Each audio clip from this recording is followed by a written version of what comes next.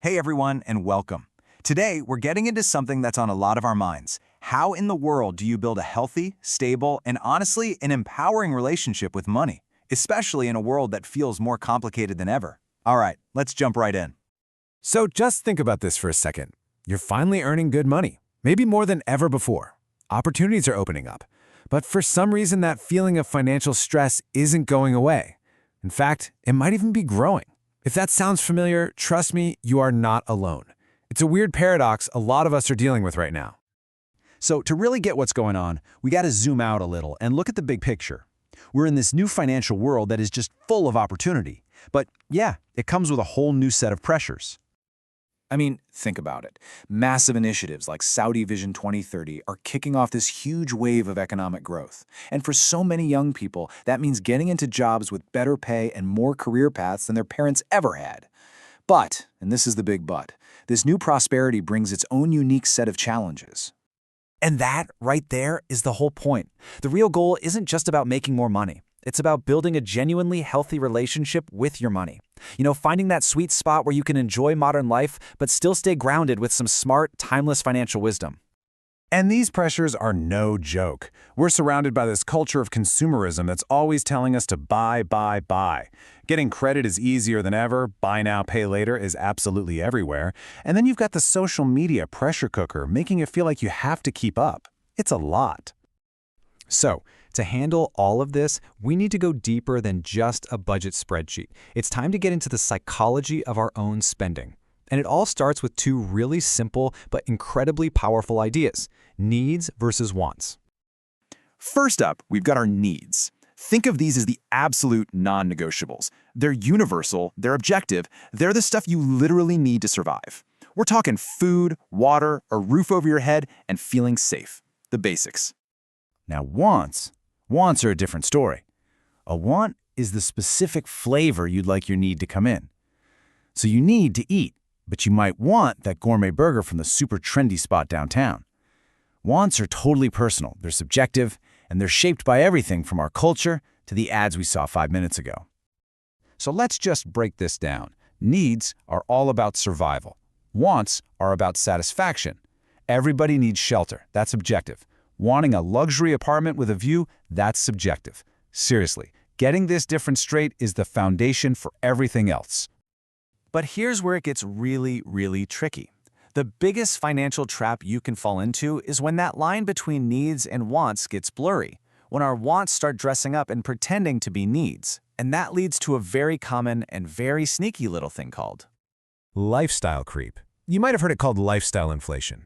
It's that daily $5 coffee that used to be a little treat, but now it feels like a necessity just to get your day started. The real danger here is that your baseline for what feels normal just keeps rising, and suddenly you're trapped, needing more and more money just to maintain your new standard. And this is exactly how it gets you. It's so subtle. You get a raise, so you upgrade your car or your apartment. It feels amazing. But pretty soon, you can't even imagine going back. That new luxury just became your new baseline, your new need.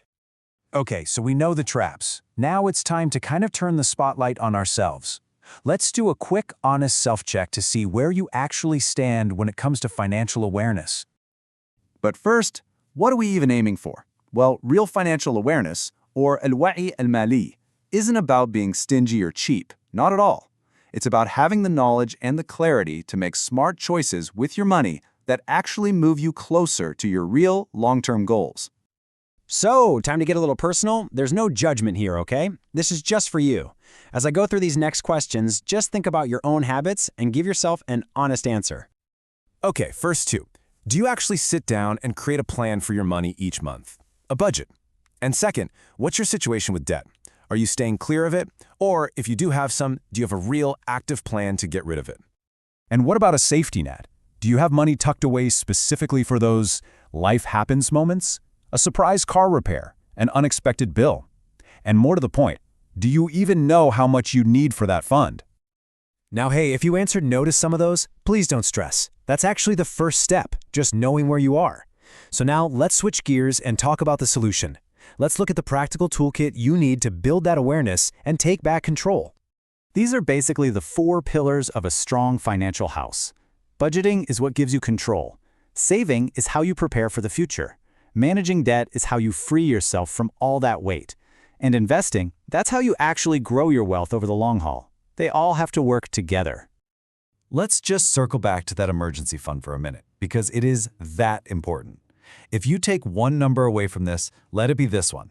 Aim to have 3 to 6 months of your essential living expenses saved up.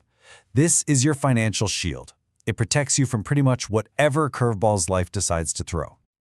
Look, I know this can all feel a little overwhelming, but the path to feeling good about your finances doesn't start with some giant, scary leap. It starts with just a few simple, really powerful first steps.